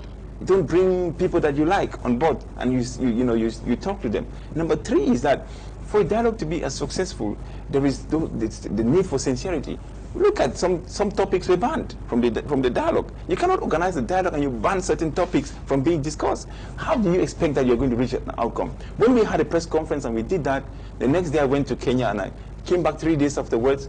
I arrived at the airport, and there was this policeman who looked at my passport and was just flipping through it, and I think he had a blacklist there. He looked at it and and asked me where I was coming from. I'm coming from Nairobi. And then as I was going to the carousel, he stamped my passport, and I was going to the carousel. He was pointing at me to one of his friends who was in civilian attire, but he had a badge. I understood it was some security agent. Now, when I took my bag from the carousel, this man moved up to me and said, "Sir, can I see your passport?" I was like, "Passport again?" I thought it was the name tag which was when you get your bag, they control the name tag. But he took my passport and gave to the senior person. This lady just got up from her bench and said, "Suivez-moi." And they took me into some dark corridors in Semale, and I knew that perhaps that was all about me, because and I was the only one who was singled out of that crowd. About 200 people arrived, and just because of what? Because we had an opinion on the national dialogue. When you make this kind of thing to happen to citizens, where citizens who want to come back home and who have expressed their opinion on particular issues, difficult opinions, and then you try to arrest them, you try to intimidate them, that kind of attitude does not help people believe in institutions anymore. That kind of attitude does not help people even trust the government. And that is why when you say people are afraid to come here, and because they're not, I'd say the new Cameroon we are going to construct is a Cameroon that can listen to everybody, and not turn a deaf ear to people's cries for 8 years. The new Cameroon we are going to construct is a Cameroon that can welcome everybody home, embrace the contributions of our diaspora, who may be a critical diaspora. I hear people criticize not just the Sakos, but also the Bas. I'm telling the Bas that today, Cameroon that we want to construct is a Cameroon that will probably, would not want people to be violent, you see, but we want people to express their ideas constructively, because there is a government to listen to those ideas and take them into consideration. That is what we are saying. Ateki Seta Kaston, avec votre permission, je voudrais qu'on aborde notre volet de cet échange, l'aspect social. Cela fait plus de 3 semaines que les voyageurs vivent un calvaire au niveau des pénétrantes est et ouest de la ville de Douala. Oui. Vous avez certainement vu les reportages sur notre chaîne Equinox Télévision. Oui, certainement. Vous revenez de Buea. Est-ce que vous avez vécu ces embouteillages? La route, l'état de la route, en fait, partout, l'état de la route est déplorable. Je ne pense pas comment l'État peut laisser nos routes se dégrader comme ça. Ce n'est pas du tout acceptable. Je ne sais pas comment l'état de mon véhicule, je ne sais pas, parce que là, voyager sur ces routes, c'est inacceptable. Nous avons une proposition que nous allons mettre en place. C'est construire des autoroutes à péage. Il y a l'autoroute Est-Ouest qui va relier Yokadouma à Batouri, à Betwa, à Yaoundé, Banganté, Bamenda, jusqu'à Kumbo. Ça, c'est l'autoroute Est-Ouest. Il y a l'autoroute Nord-Sud-Nord qui va relier Kribi, Yaoundé, Adamawa, Garoua, Maroua, Moura et Kousseri et relier au Tchad. Il y a l'autoroute L'Unité qui va relier Douala, Limber, Buea, Manvé, Ekok et rejoindre Bamenda. Ces différentes autoroutes seront là pour permettre en sorte que les passagers peuvent voyager en sécurité avec leurs biens. Aujourd'hui, je pense qu'il y a des chiffres effrayants sur les accidents de la route, sur nos routes. Il y a plus de 16 000 qui décèdent sur nos routes chaque jour, chaque année. Et je pense que ça ne doit pas être notre sort. Parce qu'ailleurs, les gens font des voyages et il y a cette vision de zéro accident qui a été adoptée par l'Union européenne. Par exemple, c'est une bonne vision. Et si vous êtes déterminé à faire en sorte que les voyages au Cameroun se font sans risque d'accident, je pense que c'est une ambition. Voilà pourquoi nous avons proposé ces autoroutes. On peut me demander comment vous allez faire pour les financer. Il y a des partenariats publics-privés qui peuvent permettre en sorte que les investisseurs qui peuvent investir dans ce secteur, on peut les inviter pour faire des partenariats gagnant-gagnant. Ils peuvent faire les BOT, ce qu'on appelle le Bill Operated Transfer. Et puis ils peuvent construire ces routes, les exploiter pendant une période et puis rétrocéder ces routes à l'État. Je pense que ce modèle peut permettre en sorte que l'État ne dépense pas grand-chose pour la construction de ces grandes infrastructures. Moi, je pense qu'au niveau de notre dette, on peut négocier, on peut renégocier, parce qu'il y a cette mesure que nous proposons de revoir notre statut avec les familles, parce que vous voyez, la dette au Cameroun aujourd'hui, c'est 14 000 milliards. C'est une dette qui est vraiment lourde. Comment peut-on faire pour non seulement pour les taux d'intérêt, pour payer ces dettes, non seulement les intérêts sur ces dettes, mais aussi le principal. C'est difficile, ça sera très difficile. Et moi, je pense qu'aujourd'hui, cette proposition qui a été, je pense qu'il a été proposée même par le président William Ruto de Kenya et même Cyril Ramaphosa de l'Afrique du Sud, pour dire qu'il faut revoir l'infrastructure financière internationale. Cette infrastructure financière internationale permettra en sorte qu'on peut vraiment éteindre les échanges de nos dettes à une période de 50 ans et donner une période de grâce de 20 ans pour nous permettre de restructurer nos économies et de les développer en sorte que nous pouvons avoir la capacité de payer ces dettes après 20 ans de restructuration. Moi, je pense que ces modèles nous permettent en sorte que nous pouvons réorienter des ressources qui devaient être dédiées au remboursement de notre dette aux infrastructures comme les autoroutes et d'autres infrastructures qui sont si nécessaires au Cameroun aujourd'hui. Alors, lorsqu'on parle des routes, effectivement, en parcourant votre programme, vous dites que vous allez construire des routes, vous l'avez indiqué, construire et entretenir des routes d'accès praticables en toute saison adaptées aux véhicules dans chaque localité. Oui. Vous avez également dit que vous avez dit que vous allez assurer un approvisionnement électricité. On reviendra sur l'électricité. Oui, ça c'est un autre pan de notre politique économique qui va être focalisé sur la fourniture de ce qu'on appelle le paquet minimal social. Oui, tout à fait. On revient là-dessus. Oui. Vous dites que vous allez déployer l'équivalent d'une politique de relance de 5 000 milliards de francs CFA pour le développement d'infrastructures stratégiques afin de stimuler une croissance économique durable et la transformation. Et plus loin, vous indiquez également, il y a un certain nombre de choses que vous avez dites sur les routes. Et vous avez certainement lu la tribune du président du GK, c'est Tawamba, Oui. qui a indiqué, enfin s'adressant aux candidats Oui. à l'élection présidentielle, il indique que l'opportunité, l'occasion est donnée au Cameroun, n'est-ce pas, de faire un sursaut économique important. Et l'un des leviers qu'il a indiqué dans cette tribune, c'est la construction des infrastructures, Oui. les routes. Oui. Alors vous avez évoqué le système BOT, Oui. Build Operate Transfer. Transfer, oui. Alors, deux questions sur le sujet. La première question est celle de savoir, est-ce que vous avez le sentiment que le RDPC n'y a pas pensé? Je pose la question pour vous amener à faire le diagnostic. De votre point de vue, pourquoi est-ce que le RDPC ne l'a pas fait et qu'est-ce qui nous rassure que vous allez le faire?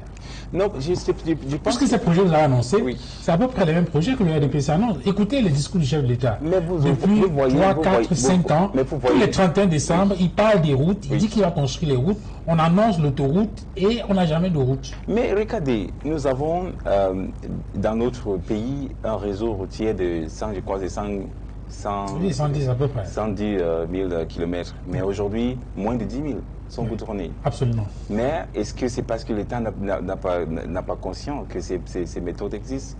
Pourquoi les projets comme l'autoroute Yaoundé-Simalène, par exemple, traînent? C'est une route qui a une longueur de, je crois, c'est 11 km, mais jusqu'à aujourd'hui, pas complétée.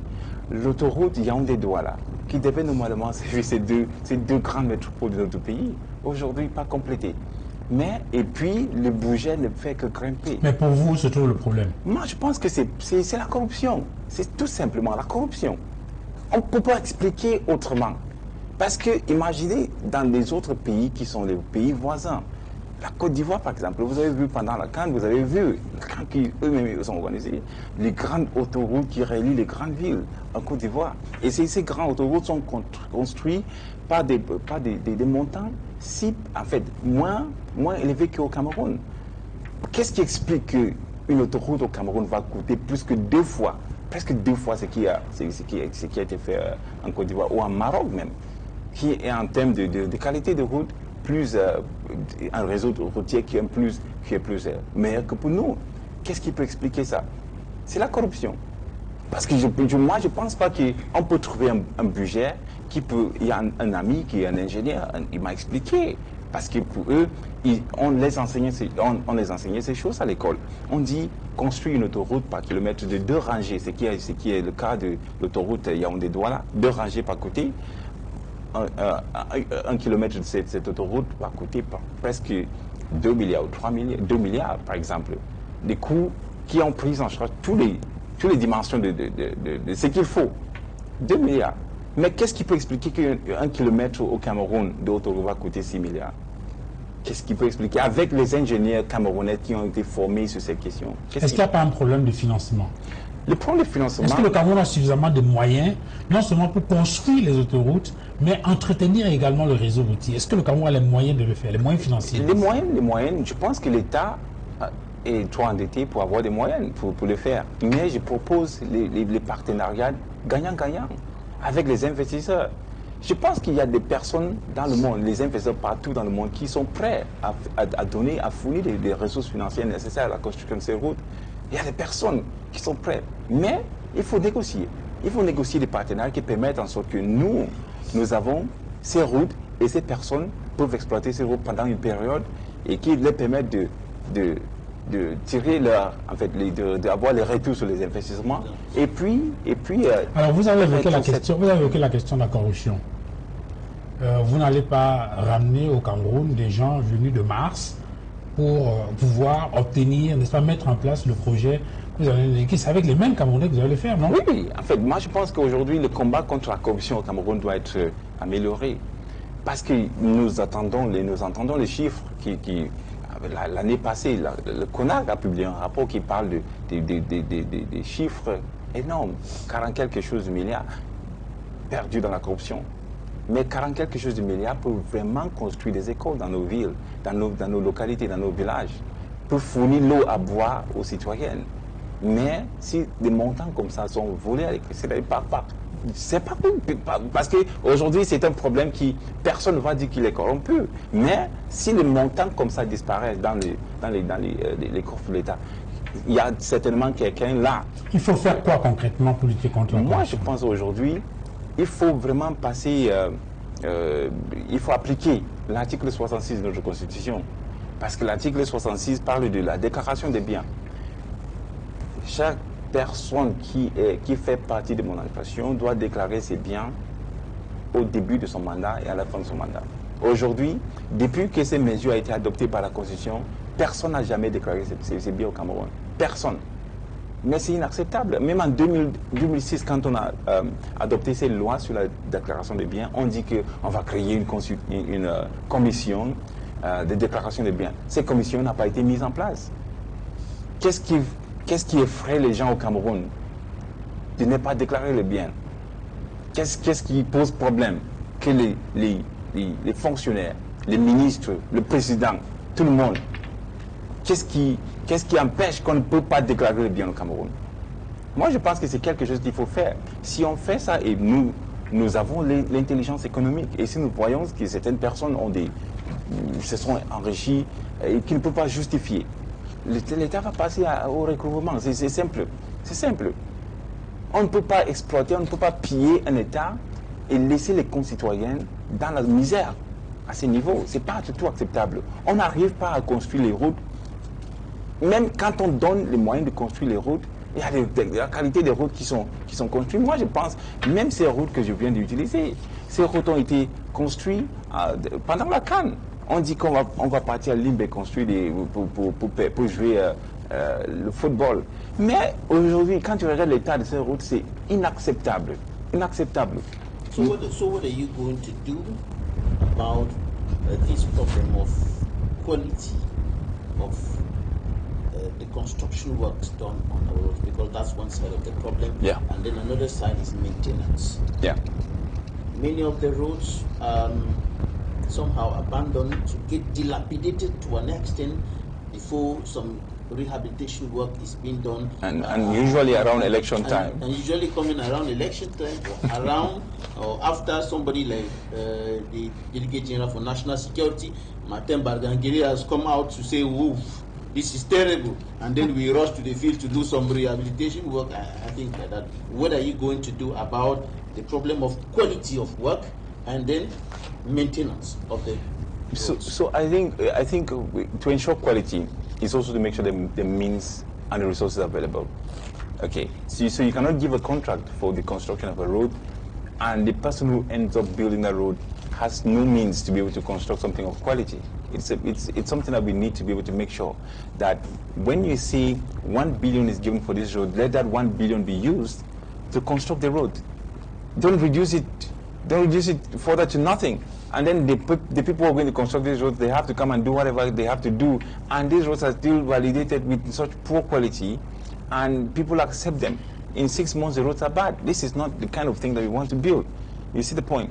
So it is about making sure that the resources are available, and effectively, you put checks and balances. That, I mean, for example, what happens in the United States? They give you a budget to construct a certain section. Once that section finishes, they control it before they move to the next. So you always have to apply, and that application is dependent on how you performed in the previous phase. You see the point? And so if you didn't perform well in the previous phase, what then happens is that the contract is basically ended. We're running to the end of this program. Maybe you should start telling us what you're going to do about the problem of energy. This is a huge problem that affects the economy of the country in all domains, in all areas. Yeah. The problem of electric energy supply. What are you going to do about that? So, I mean, this is something we're proposing in the minimum social package. The minimum social package has, which I said is a concept that is borrowed from, primary schools, where we have, the minimum package given to headmasters at the very beginning, chalks, pens that can permit for teachers. So we are saying that every community in Cameroon deserves a minimum package. The minimum package is water, electricity, roads, housing, education and healthcare, schools and healthcare, and hospitals. This minimum package is what we're going to have our municipal councils dedicate all their attention to providing to Cameroonians. Electricity. There are places in this country where electricity is like a rumor. Like you don't even, you hear that there's electricity, but you've never even experienced the joy of switching on flicking a switch, a light switch in your house. There are many people who live, the electricity grids are passing over their heads, and they live under those grids, and they've never had the joy of having their homes lighted. So what we're going to do is not only to make sure that we can get to decentralize the production of energy, to say in every region there should be a hydroelectric dam, because we have that capacity. In the central region we can build it, in the northwest we can build it, in the southwest we can build it, even in the north we can build it, right? So if we do that and we do regional, investments in these projects by giving our local municipalities the capacity to do it, because what we're proposing is that for every municipal council we're going to pass to a budget of 2 billion annually, 2 billion francs, to permit them furnish this minimum social package. And so it may be that through the money, progressively they can actually focus their action. They're going to be the ones to choose what to do. They focus their action on providing maybe roads this year, maybe electricity the other year. But you can do it by investing in the construction of dams, micro dams that can permit for, not really large scale dams, but can permit for the provision of electricity locally. You can also use, for example, solar energy, which our country, for example, has great potential for it, and we can actually bring new. I've seen this kind of projects work. For example, with One Power in Lesotho, I visited a community in Lesotho that was powered by solar energy and works. The airport in Lesotho is powered by solar energy, works effectively. So I think that this can actually be a model that we replicate in our different regions, because we have enough sunlight that can permit us to have a great exploitation of solar energy, which can meet up the daily needs of our local populations. We can also be able to make sure that we can get thermal energy. For example, in Douala here, that thermal energy is also is exploited, and so on, and many others, tidal energy, wind energy. These are things that we can explore. We can explore this to make sure that we can decentralize, because I think when we leave it to Sonatrel, there's an actor that produces the energy, there's one that transports it, there's one that distributes it. I mean, these monopolies are created to be able to make sure that we just have a difficult process. Sonatrel doesn't have the means to distribute, to transport energy across Cameroon to all sectors. They don't have it. So why do you have to keep the rest of Cameroonians in the dark, because you're waiting for when you'll be able to have the capacity to transport these things there? We can permit for localized production of energy, and by bringing new actors who can provide locally. Alors sur cette question justement, j'entends des voix à la maison dire c'est très beau comme projet, on va avoir de l'électricité, on va avoir de l'eau, on va avoir des écoles, des hôpitaux. Oui, ce sont également des promesses qui sont faites par le RDPC tous les ans. Mais la question c'est au niveau de la réalisation. Oui.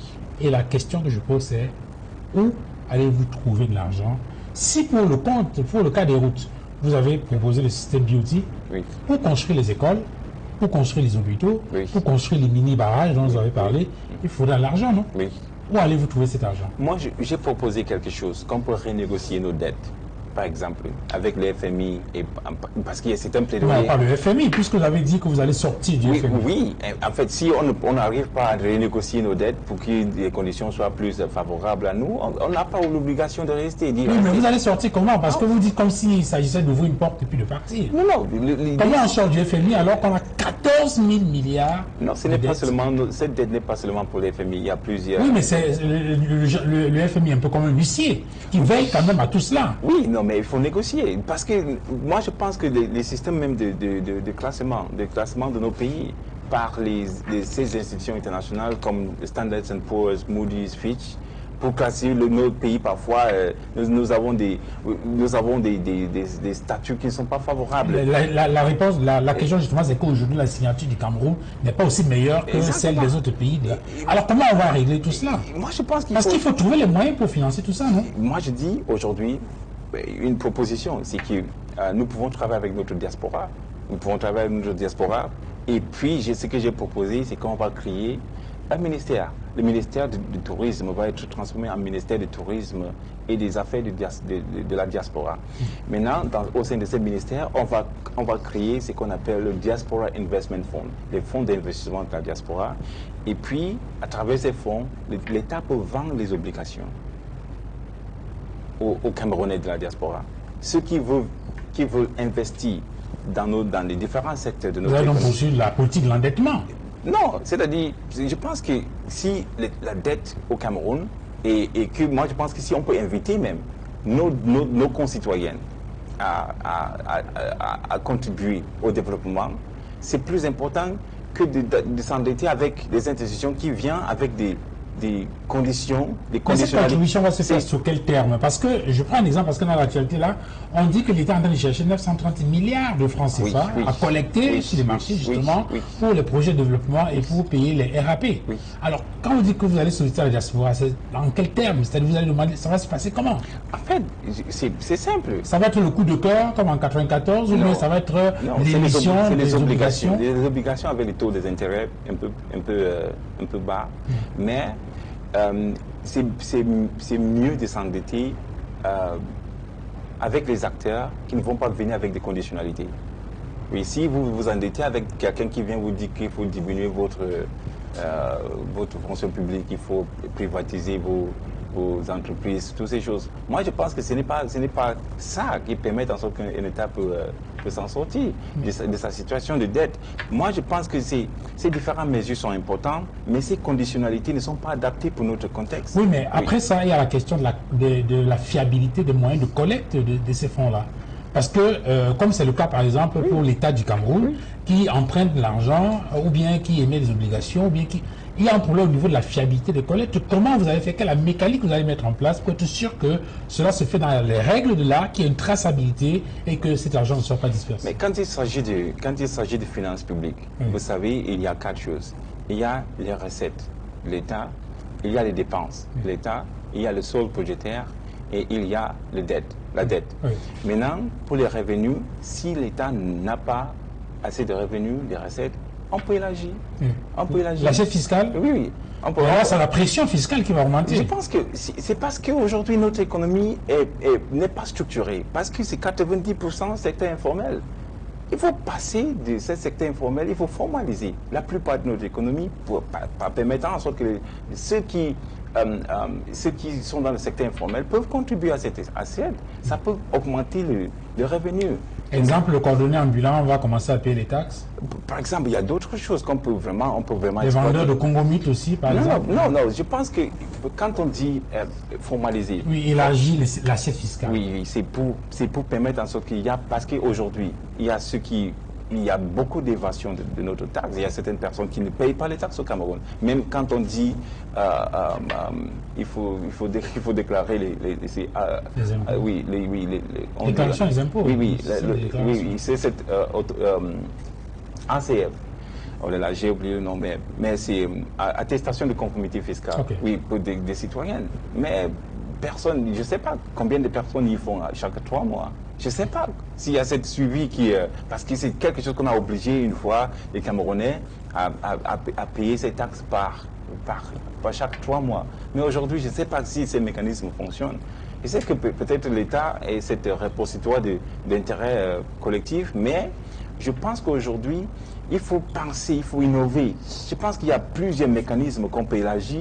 L'assiette fiscale au Cameroun, il y a plusieurs mécanismes, pas formalisant non seulement le secteur informel, mais aussi en permettant que tout le monde paye les taxes. Tout le monde paye les taxes parce que c'est ça qui permet à l'État de fournir les services publics. And also to ensure that the money that is paid in terms of tax by Cameroonians is used judiciously. It's used judiciously. People can see exactly. I mean, because even if you talk about road infrastructure, what do we do with the toll? The toll fees that we pay on our péage. Oui, les péages. Qu'est-ce qu'on fait avec ces péages? Qu'on n'arrive même pas à dépanner les routes sur lesquelles on collecte ces Alors, Kassim Ateki, nous sommes malheureusement arrivés au terme de cette émission. Avant de partir, nous allons vous demander de regarder la caméra en face de vous et d'adresser un message aux Camerounais, et notamment aux électeurs camerounais qui se rendent aux urnes le 12 octobre prochain pour élire le président de la République du Cameroun. Si vous me permettez, il y a une frange de la population camerounaise que je voulais adresser, c'est la diaspora. La diaspora camerounaise, je pense qu'on n'a pas évoqué, il y a des questions qui y viennent, en fait. Question de la double nationalité, question de comment la diaspora peut... Vous avez parlé de la création d'un fonds d'investissement de la diaspora, mettre en relation les talents de la diaspora avec les talents locaux, créer des centres d'aide juridique, légaliser la double nationalité, entre autres, c'est dans votre projet. Oui, exactement. Et c'est ce que je voulais juste évoquer. OK, pour dire qu'on va mutualiser aussi les différents talents, c'est-à-dire ceux qui sont dans la diaspora avec ceux qui sont ici. Si nous voulons avoir ceux qui peuvent faire des chirurgies au Cameroun, des chirurgies compliquées comme chirurgie de cœur, chirurgie de cerveau, chirurgie même des yeux.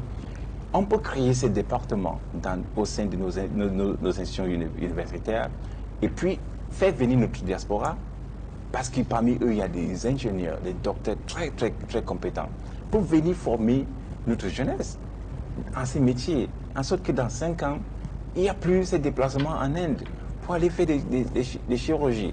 Il n'y a plus ces évacuations sanitaires qui coûtent. Vous avez d'ailleurs proposé aussi la télémédecine dans Exactement, votre projet. c'est ça. Donc, ce sont des moyens qu'on peut vraiment inviter notre diaspora à mutualiser ces différentes compétences pour permettre qu'on peut contribuer plus efficacement au développement du Cameroun. Mais ce que je vais dire aux citoyens camerounais, moi j'ai proposé une vision.